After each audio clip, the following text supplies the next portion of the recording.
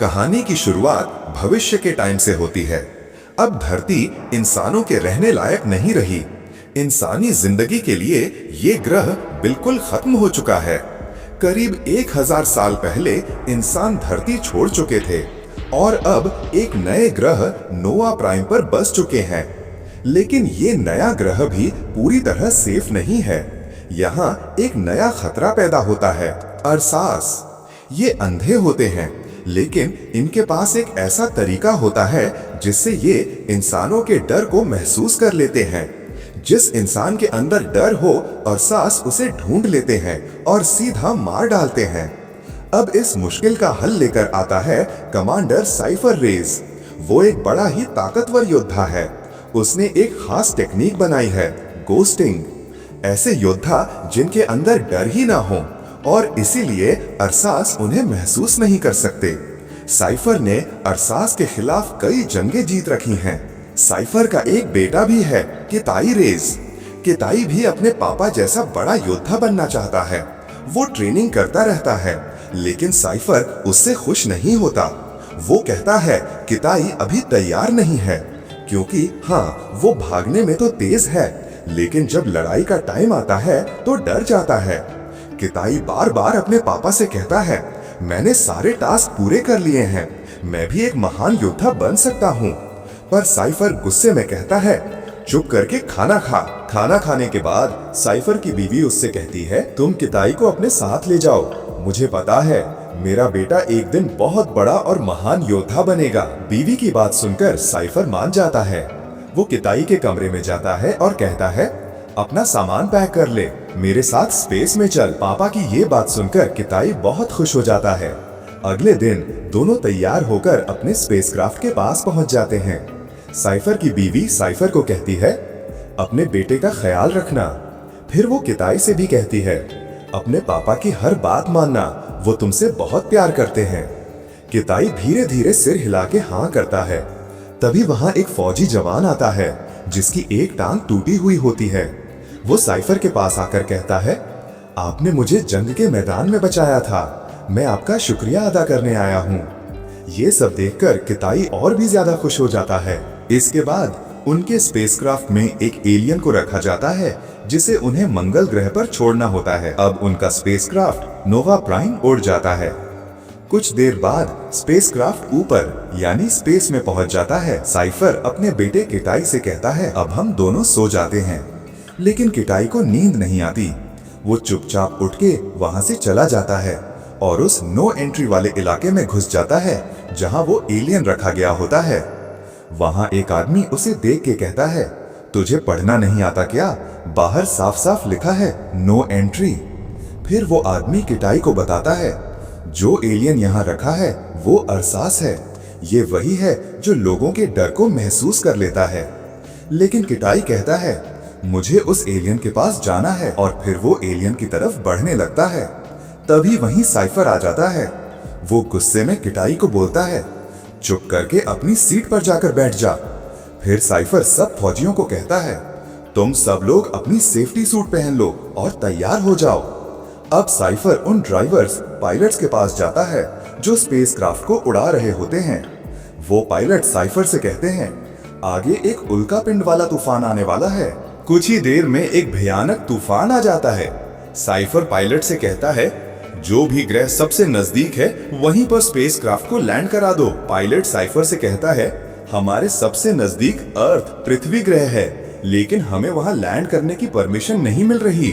Cipher गहरी आवाज में कहता है, ये मेरा हुक्म है, तुम स्पेसक्राफ्ट को धरती पर लैंड करो। अब जितने भी लोग स्पेसक्राफ्ट में होते हैं सभी को ऑक्सीजन वाला मास्क दे दिया जाता है। अब स्पेसक्राफ्ट धरती की हद में दाखिल हो जाता है, लेकिन लैंड करने से पहले ही स्पेसक्राफ्ट क्रैश होने लगता है। उसका इंजन फेल होने लगता है। साइफर का बेटा किताई बहुत डर जाता है। उसकी सांस तेज चलने लगती है, उसे घबराहट होने लगती है। तभी साइफर उसके पास आता है और कहता है, धीरे धीरे सांस लो, अंदर लो, बाहर छोड़ो। इस डर और तनाव से भरे माहौल में स्पेसक्राफ्ट क्रैश कर जाता है और सारे लोग स्पेसक्राफ्ट से बाहर गिरने लगते हैं। जब किताई की आंख खुलती है तो वो एक टूटे हुए स्पेसक्राफ्ट में होता है। वो उठकर एक आदमी का हाथ खोलता है जो रस्सी से बंधा हुआ होता है, लेकिन वो आदमी मर चुका होता है। फिर केताई अपना ऑक्सीजन मास्क उतार देता है और अपने पापा साइफर की तरफ देखता है, जो बेहोशी में पड़े होते हैं। केताई अपना सिर अपने पिता की छाती पर रख देता है और थोड़ी देर बाद उनके पास बैठ जाता है। अब साइफर को होश आ जाता है। वो केताई से पूछता है, तू ठीक है? खड़ा हो सकता है? फिर केताई अपने पापा के सामने खड़ा हो जाता है और कहता है, मैं ठीक हूँ। लेकिन वो बताता है, स्पेसक्राफ्ट का पिछला हिस्सा नहीं बचा। फिर साइफर कहता है, स्पेसक्राफ्ट में जो इमरजेंसी बीकन है वो ला कर दे। इमरजेंसी बीकन एक ऐसा सिस्टम होता है जिससे वो लोग धरती से सीधे अपने ग्रह नोवा प्राइम को सिग्नल भेज सकते हैं। लेकिन जब केताई बीकन लाता है तो देखता है कि वो टूट चुका होता है। अब जब केताई अपने पापा साइफर की टांग सीधी करता है तो उसमें से खून निकल रहा होता है। अब साइफर केताई से कहता है, तू जो बीकन लेकर आया था वो तो टूट चुका है, लेकिन स्पेसक्राफ्ट का दूसरा बीकन स्पेसक्राफ्ट के पिछले हिस्से में है और वो हिस्सा करीब 100 किलोमीटर दूर है। तुझे अब वो दूसरा बीकन लेकर आना होगा, क्योंकि मेरी तो दोनों टांगे टूट चुकी हैं, इसलिए मैं तेरे साथ नहीं जा सकता। तेरे बाजू पर एक खास टेक्नोलॉजी की स्क्रीन लगी हुई है, जिससे मैं तुझे देख सकूंगा और बताता रहूंगा कि तुझे कहां कहां जाना है। फिर साइफर केताई को 6 खास तरह की गोलियां देता है, जिनकी मदद से उसे सांस लेने में दिक्कत नहीं होगी। साथ में कुछ खास हथियार भी देता है, जो उसके सफर में उसकी मदद करेंगे। अब साइफर अपने बेटे से कहता है, मैं जैसा कहूं वैसा ही करना, हम जरूर बच जाएंगे। जा मेरे प्यारे बच्चे, वो बीकन लेकर आ। अब केताई निकल पड़ता है वो बीकन लाने के लिए। अब केताई बड़े बड़े पत्थरों के बीच से रास्ता बनाता है और एक पहाड़ी पर चढ़ रहा होता है। केताई जब पहाड़ी के ऊपर पहुंचता है तो वहां वो भैंसों का एक बहुत बड़ा झुंड देखता है। अब केताई जंगल में चल रहा होता है, लेकिन साइफर उसे बता देता है, पश्चिम से कोई चीज तुम्हारा पीछा कर रही है और बहुत तेजी से तुम्हारी तरफ आ रही है। अब वो बिल्कुल तुम्हारे पास पहुंच चुकी है। अब जब केताई पीछे मुड़कर देखता है तो वो एक जंगली बंदर होता है। साइफर केताई से कहता है, तुम हिलना मत, लेकिन केताई उस बंदर को कुछ मार देता है। अब वहां और भी बंदर आ जाते हैं।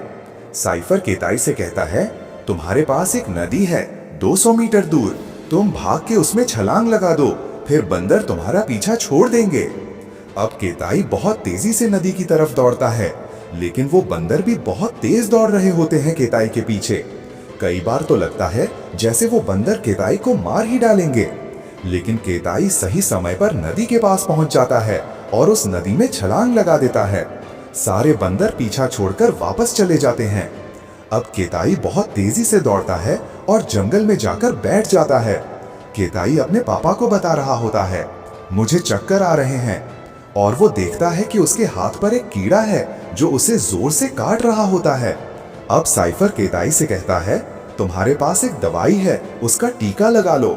अब केताई उस टीके को अपने दिल में लगा लेता है और जमीन पर गिर जाता है। कुछ समय बाद केताई की आंख खुलती है तो साइफर उसे कहता है, इस जगह अब ठंड होने वाली है, तू भाग के किसी गर्म जगह पर चला जा। अब केताई बहुत तेजी से भागता है और भागते भागते एकदम ठीक हो जाता है। उधर दूसरी तरफ साइफर अपनी टांगों की खुद ही सर्जरी कर रहा होता है, पर हर बार वो फेल हो जाता है। सर्जरी करते करते साइफर को अपनी बेटी की याद आने लगती है, जिसको एक अरसस ने मार दिया था। उस वक्त केताई बहुत छोटा था। अब केताई भी एक गर्म जगह पर पहुंच जाता है। साइफर केताई से कहता है, तू ऑक्सीजन की अगली डोज ले ले, तेरा ऑक्सीजन लेवल कम होता जा रहा है। केताई ऑक्सीजन की डोज ले लेता है। अब साइफर केताई से पूछता है, तेरे पास ऑक्सीजन की और कितनी डोज बची हैं? केताई अपने पापा से झूठ बोलता है, मेरे पास 4 डोज अभी बाकी हैं, लेकिन सच में उसके पास सिर्फ 2 डोज ही बची होती हैं। अब बहुत तेज बारिश होने लगती है और केताई चुपचाप जंगल में बैठा होता है। केताई अब सो जाता है। अगले दिन जब केताई उठता है तो वो एक झरने के पास चला जाता है। अब साइफर केताई से कहता है, मुझे अभी ऑक्सीजन डोज वाला बॉक्स दिखाओ। जब केताई अपने पापा को बॉक्स दिखाता है तो साइफर को बॉक्स देखकर गुस्सा आ जाता है, क्योंकि केताई ने झूठ बोला था कि बॉक्स में अभी 4 डोज बाकी हैं, जबकि असल में बॉक्स में सिर्फ 2 ही डोज बची होती हैं। अब साइफर गुस्से में कहता है, तू वापस आ जा, कोई जरूरत नहीं कि तू विकॉन लाए, क्योंकि 2 डोज से तू स्पेसक्राफ्ट के पिछले हिस्से तक भी नहीं पहुंच पाएगा, वो अभी भी बहुत दूर है। तेरी सांसें बंद हो जाएंगी और तेरी मौत भी हो सकती है।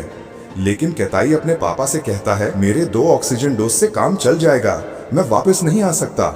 मैं तभी वापस आऊंगा जब मुझे विकॉन मिल जाएगा। ये बात कहकर केताई झरने से नीचे छलांग लगा देता है।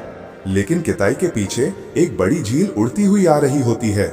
साइफर केताई से कहता है, तू अपने पंख बंद कर ताकि तू जल्दी नीचे आ जा। लेकिन जैसे ही केताई अपने पंख बंद करता है, तभी सामने से वही बड़ी झील उसे उठाकर ले जाती है और इस बार साइफर और केताई का नेटवर्क भी आपस में कट जाता है। जब केताई की आंख खुलती है तो वो उसी झील के घोंसले में होता है।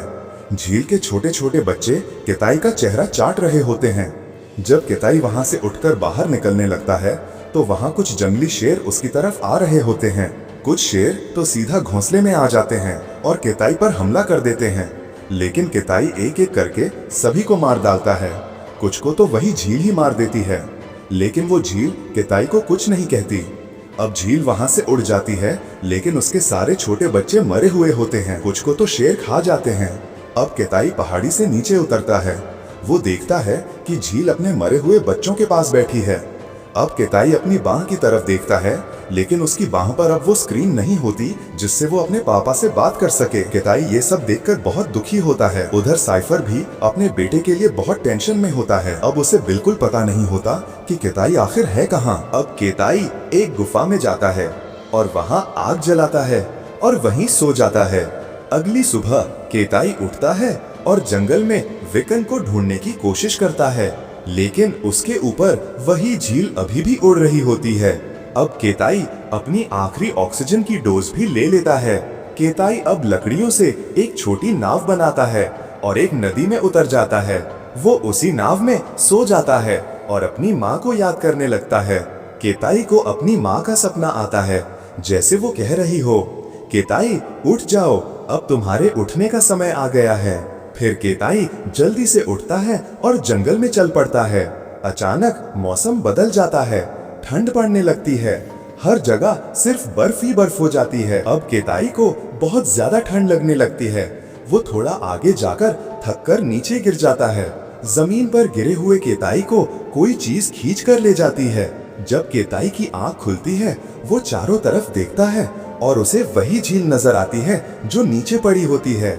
केताई उसके पास जाता है और कहता है, थैंक यू, क्योंकि वही झील केताई को बर्फ से बचाकर वापस ले आई होती है।